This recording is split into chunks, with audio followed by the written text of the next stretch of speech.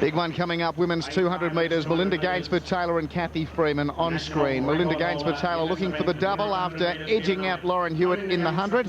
Cathy Freemen will be as keen as mustard to win the 200 in her home state. Terry, I know that we've said we've got lots of events with depth in them, but boy, the women's 200 in Australia, it has to be considered the strongest event we've got. You get the 4 top Australians running at their best, so Freeman, Hewitt, Gainsford-Taylor and Van Heer, and they would all make the final at a World Championships or Olympics. So if you can imagine trying to throw in Nova Paris-Kneebone into this mix as well, even making our team is going to pretty much assure that you'll almost make the final at the Olympic Games. I'll be interested to see how Tania runs, because she did do that double break at Canberra and didn't get to line up against the girls. Lauren, of course, had her first defeat over this distance inflicted to her by Cathy Freemen last week at the Victorian Championships.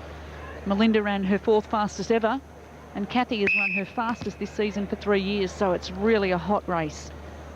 On your mark. This is the lineup, the women's 200 metre final. Emma Marshall in 1, Jodi Lambert 2, Cathy Freemen 3, Lauren Hewitt 4, Melinda Gainsford-Taylor in 5, Chryste Gaines, the American, in 6, Tania Van Heer 7, Sharon Cripps in 8, and Josephine Ngaluafe in lane 9.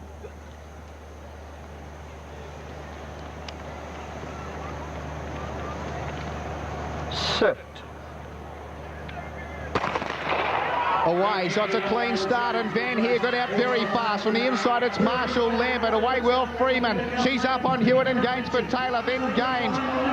Van Heer wider out with Cripps and Ngaluafe. Gainsford-Taylor in a super bend, though. She's clear of Hewitt. Freeman late, but Melinda Gainsford-Taylor, she's going to do the double tonight. And Melinda Gainsford-Taylor wins. Lauren Hewitt 2nd, Cathy Freemen 3rd.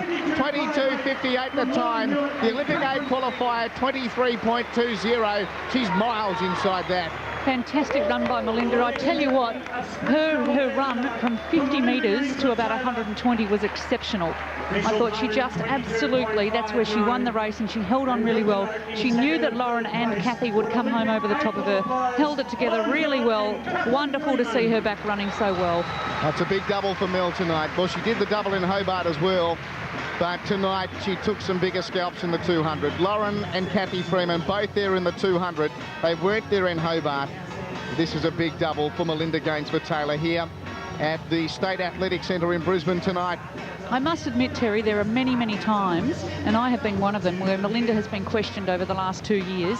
I seriously thought that we would have seen the best of Melinda, and to her credit, she's really come back beautifully this season, and she's got herself into shape. She's looking more and more fit every time I see her, and she's really shown that tonight with that run.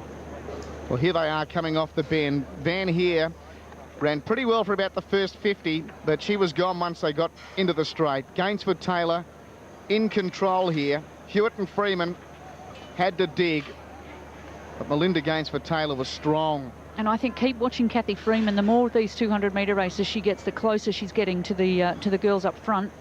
I think they're going to both Lauren and Cathy will have run pretty decent times here as well. Tania Van Heer probably 4th, just ahead of the American Chryste Gaines. As we see from the left, 169 Ngaluafe, then Cripps, Van Heer, Gaines, Gainsford-Taylor and Hewitt. And the camera zooming in now on Melinda. Looks very balanced and relaxed, Melinda. She's starting to look really strong and fit, and it's coming through certainly in her performances. Fantastic for her confidence too, Terry, to start winning races again. I know she had that terrible situation at the Commonwealth Games in Kuala Lumpur where her knee completely gave way. It's been a long road back for her, but I think it's been so important for her, and she's a lot tougher, and she'll go into the Olympic Games, I think, a better athlete than ever. Yeah, great result, and a very happy Melinda Gainsford-Taylor. Let's join her trackside with Tim Sheridan. Yes, this is the Mel we know and love. A nice double. You must be so happy about that. I am. I'm really happy. I'm so disappointed in the 100 that I didn't hold my form, and I was on the outside of both Lauren and Cathy, and they also had Chryste and Tania on my outside, so I just tried to coming down the straight because I haven't hit the bend that hard for a long time. Yeah, the commentators were talking about how powerfully you were between 60 and 120, Mel. Yeah, well, I'm just that's where the area where I haven't been able to, because of my knee, come off that bend, and it was interesting to see if I still had some gas left coming down the straight there. I just tried to really hold my form, especially over the last 50 metres, because I knew that Kath and Lauren were watching. I just wanted to make sure I didn't panic.